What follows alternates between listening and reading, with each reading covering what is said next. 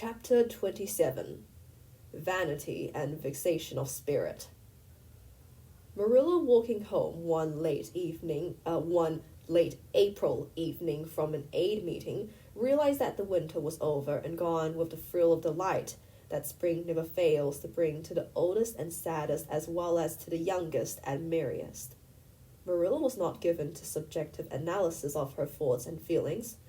She probably imagined that she was thinking about the aids and their missionary box and a new carpet for the vestry room, but under these reflections was a harmonious consciousness of red fields smoking in the pale purply mist in the declining sun, of long, sharp-pointed fir shadows falling over the meadow beyond the brook, of still crimson-budded maples around the mirror-like wood pool, of awakening in the world and a stir of hidden pulses under the grey sod. The spring was abroad in the land, and Marilla's sober, middle-aged step was lighter and swifter because of its deep, primal gladness. Her eyes dwelt affectionately on Green Gables, peering through its network of trees and reflecting the sunlight back from its windows in several little coruscations of glory. Marilla, as she picked her steps along the damp lane, thought that it was really a satisfaction to know that she was going home to a briskly snapping wood fire and a table nicely spread for tea, instead of to the cold comfort of old aid meeting evenings before Anne had come to Green Gables. Consequently, when Marilla entered her kitchen and found the fire black out, with no sign of Anne anywhere, she felt justly disappointed and irritated. She had told Anne to be sure and have tea ready at 5 o'clock, but now she must hurry to take off her second-best dress and prepare the meal herself against Matthew's return from ploughing. "I'll settle Miss Anne when she comes home," said Marilla grimly, as she shaved up kindlings with a carving knife, and with more vim than was strictly necessary. Matthew had come in and was waiting patiently for his tea in his corner. "She's gadding off somewhere with Diana, writing stories or practicing dialogues or some such tomfoolery, and never thinking once about the time or her duties. She's just got to be pulled up short and sudden on this sort of thing. I don't care if Mrs. Allen says she's the brightest and sweetest child she ever knew. She may be bright and sweet enough, but her head is full of nonsense, and there's never any knowing what shape it'll break. Out in next. Just as soon as she grows out of one freak, she takes up with another. But there, here I am saying the very thing I was so riled with Rachel Lynde for saying at the A today. I was real glad when Mrs. Allen spoke up for Anne, for if she hadn't, I know I'd have said something too sharp to Rachel before everybody. Anne's got plenty of faults, goodness knows, and far be it from me to deny it, but I'm bringing her up, and not Rachel Lynde, who'd pick faults in the angel Gabriel himself if he lived in Avonlea. Just the same, Anne has no business to leave the house like this. When I told her she was to stay home this afternoon and look after things, I must say with all her faults, I never found her disobedient or untrustworthy before, and I'm real sorry to find her so now." "Well, now, I don't know," said Matthew, who, being patient, wise, and above all hungry, had deemed it best to let Marilla talk her wrath out unhindered, having learned by experience that she got through with whatever work was on hand much quicker, if not delayed, by untimely argument. "Perhaps you're judging her too hasty, Marilla. Don't call her untrustworthy until you're sure she has disobeyed you. Maybe can all be explained. Anne's a great hand at explaining." "She's not here when I told her to stay," retorted Marilla. "I reckon she'll find it hard to explain that to my satisfaction. Of course I knew you'd take her part, Matthew, but I'm bringing her up, not you." It was dark when supper was ready, and still no sign of Anne, coming hurriedly over the log bridge or up Lover's Lane, breathless and repentant with a sense of neglected duties. Marilla washed and put away the dishes grimly. Then, wanting a candle to light her way down the cellar, she went up to the east gable for the one that generally stood on Anne's table. Lighting it, she turned around to see Anne herself lying on the bed, face downward among the pillows. "Mercy on us," said astonished Marilla. "Have you been asleep, Anne?" "No," was the muffled reply. "Are you sick, then?" demanded Marilla anxiously, going over to the bed. Anne cowered deeper into her pillows, as if desirous of hiding herself forever from mortal eyes. "No, don't please, Marilla, go away, don't look at me. I'm in depths of despair, and I don't care who gets head and class or writes the best composition or sings in the Sunday school choir anymore. Little things like that are of no importance now, because I don't suppose I'll ever be able to go anywhere again. My career is closed. Please, Marilla, go away and don't look at me."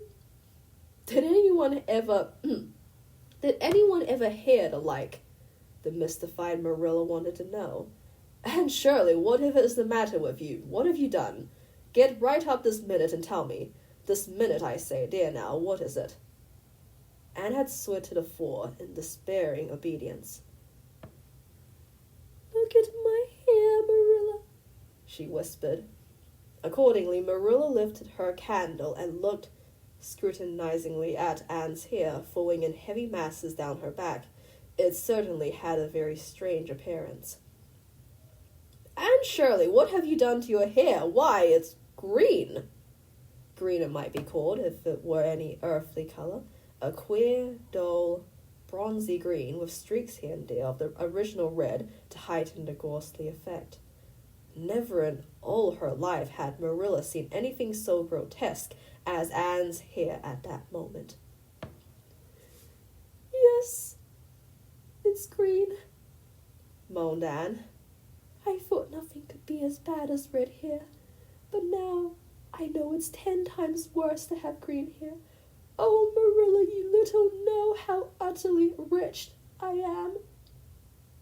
"I little know how you got into this fix, but I mean to find out," said Marilla. "Come right down to the kitchen, it's too cold up here, and tell me just what you've done. I've been expecting something queer for some time. You haven't got into any scrap for over 2 months, and I was sure another one was due. Now then, what did you do to your hair?" "I dyed it."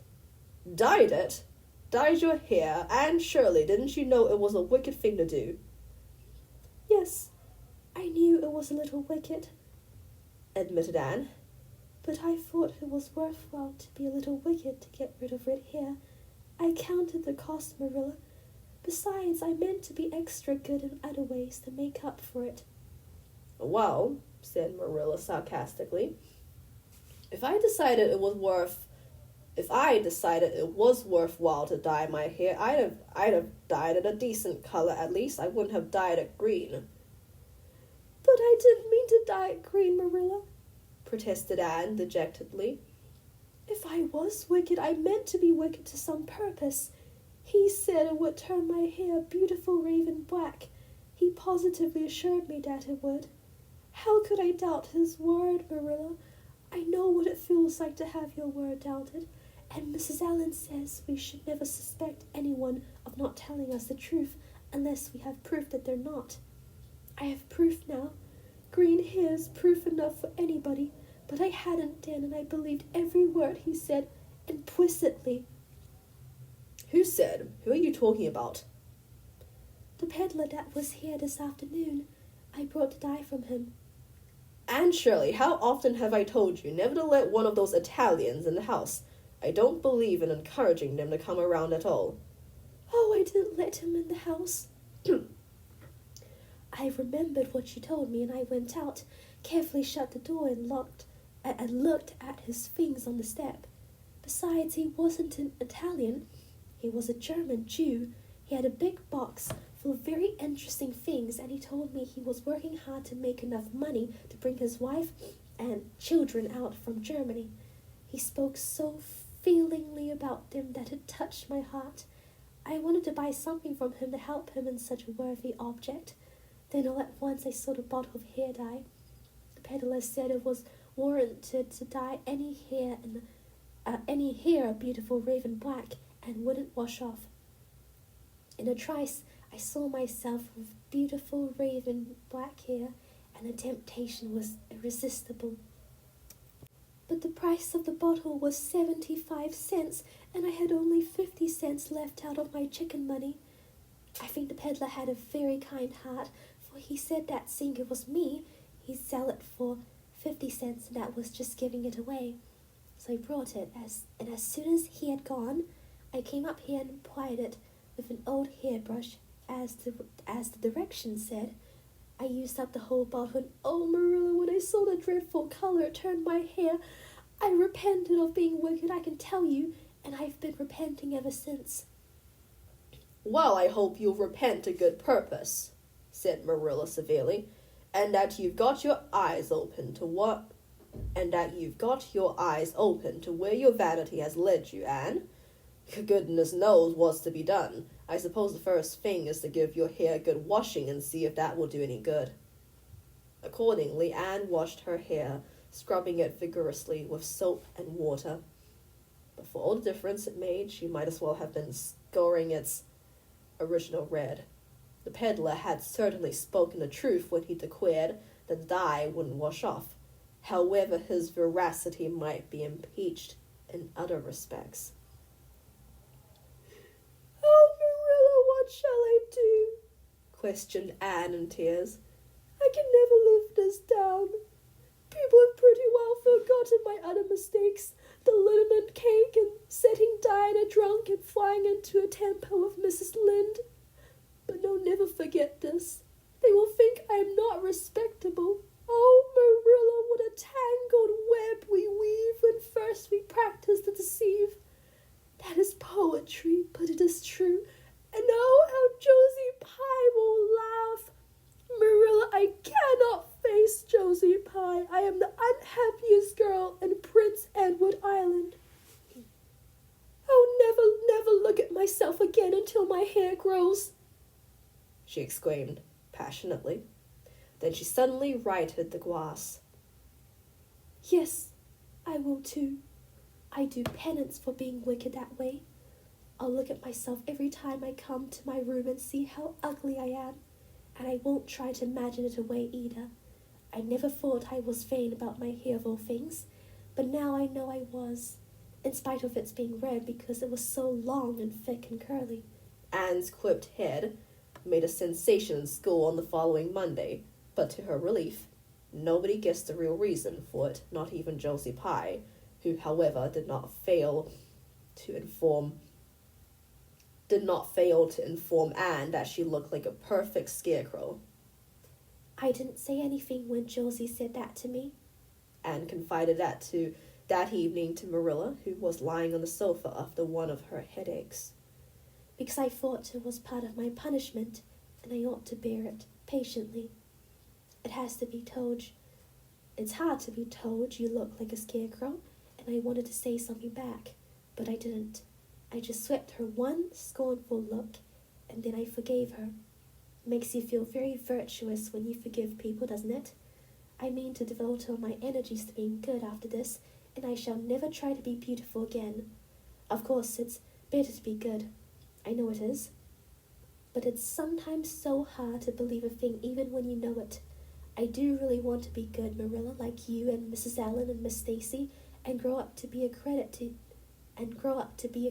you. Diana says when my hair begins to grow to tie a black velvet ribbon around my head with a bow at one side. She says she thinks it will be very becoming. I will call it a snud. That sounds so romantic.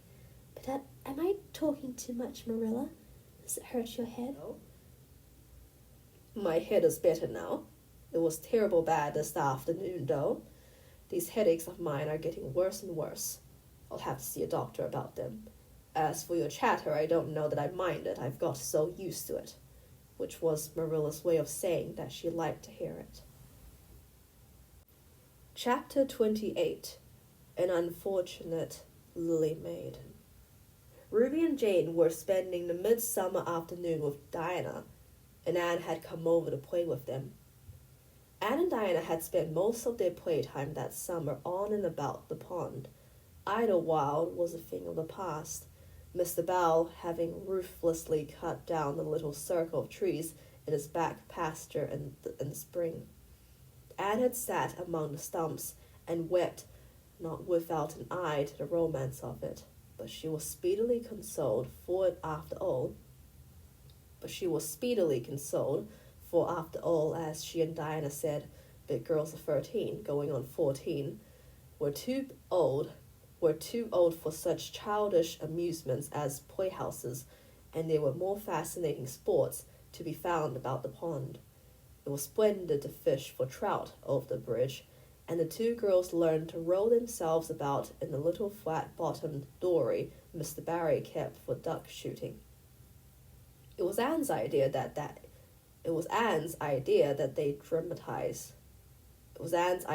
they dramatize Elaine. They had studied Tennyson's poem in school the preceding winter, the superintendent of education having prescribed it in the English course for the Prince Edward Island schools. They had analyzed it and passed it and torn it to pieces in general until it was a wonder there was any meaning at all left in it for them. But at least the fair lily Maid and Lancelot and Guinevere and King Arthur had become very real people to them.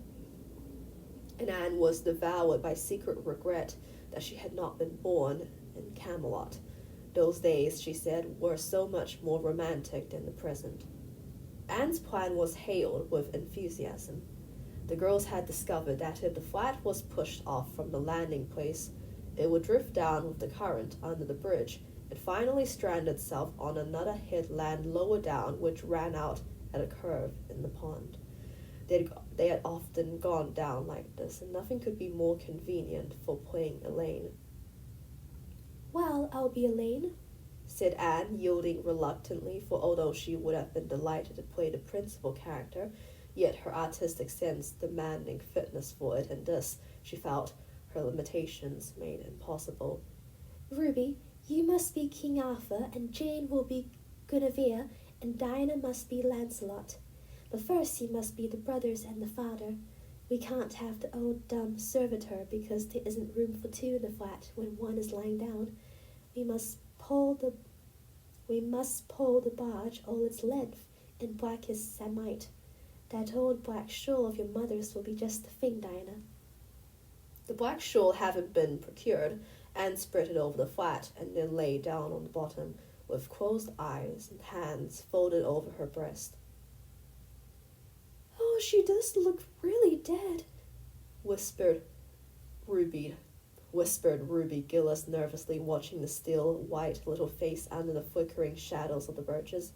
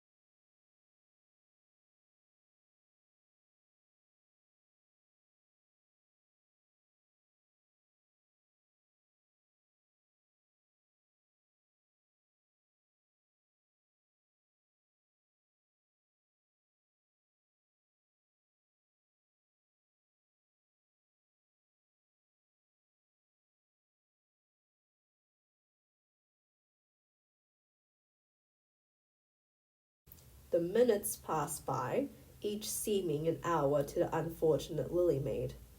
Why didn't somebody come? Where had the girls gone? Suppose they had fainted one and all? Suppose nobody ever came? Suppose she grew so tired and cramped that she could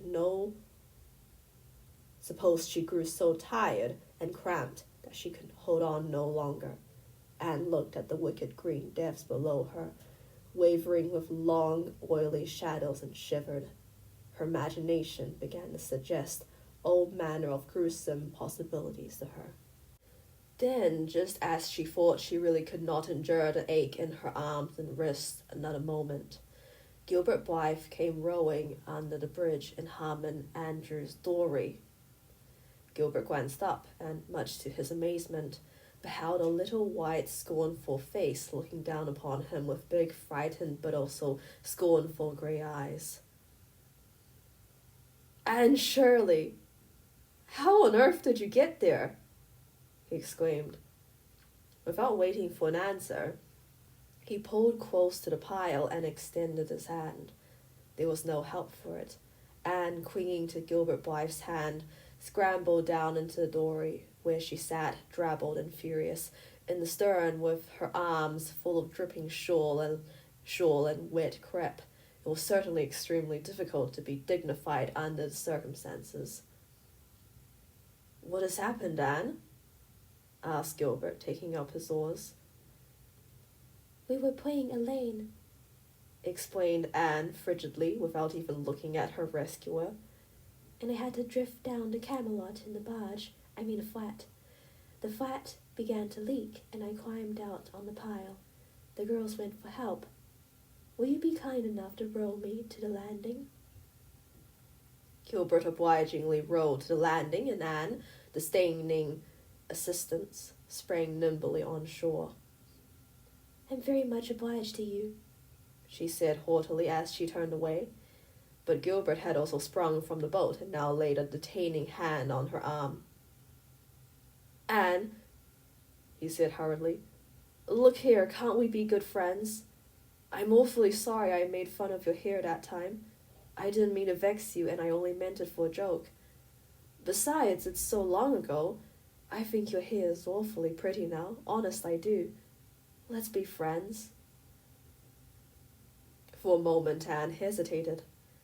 She had an odd, newly awakened consciousness under all her outraged dignity that the half-shy, half-eager expression in Gilbert's hazel eyes was something that was very good to see.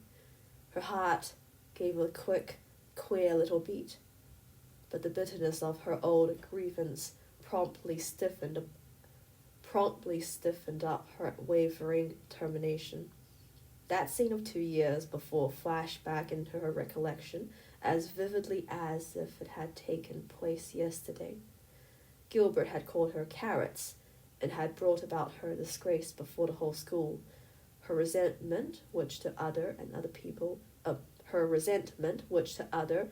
older people might be as laughable as its cause, was in no whit allayed and softened by time seemingly. She hated Gilbert Blythe. She would never forgive him. "No," she said coldly. "I shall never be friends with you, Gilbert Blythe, and I don't want to be." "All right." Gilbert sprang into a skiff with an angry colour in his cheeks. "I'll never ask you to be friends again, Anne Shirley, and I don't care either." He pulled away with swift, defiant strokes, and Anne went up the steep, ferny little path under the maples. She held her head very high, but she was conscious of an odd feeling of regret. She almost wished she had answered Gilbert differently. "Oh, Anne!" gasped Diana, fairly falling on the former's neck and weeping with relief and delight. "Oh, Anne! We thought you would drown, and we felt like murderers because we had made you be Elaine, and Ruby is in hysterics. Oh, Anne, how did you escape?" "I climbed up on one of the piles," explained Anne wearily. "and Gilbert Blythe came along in Mr. Andrew's dory and brought me to land." "Oh, Anne, how splendid of him! Why, it's so romantic," said Jane, finding breath enough for utterance at last. "Of course you'll speak to him after this." "Of course I won't," flashed Anne with a momentary return of her old spirit. Great was the consternation in the Barry and Cuthbert households when the events of the afternoon became known. "Anne? Will you have any sense, Anne?" groaned Marilla. "Oh, yes, I think I will, Marilla," returned Anne optimistically. A good cry, indulged in the grateful solitude of the East Gable, had soothed her nerves and restored her to her wonted cheerfulness. "I think my prospects of becoming sensible are brighter now than ever." "I don't see how," said Marilla. "Well," explained Anne, "I've learned a new and valuable lesson today.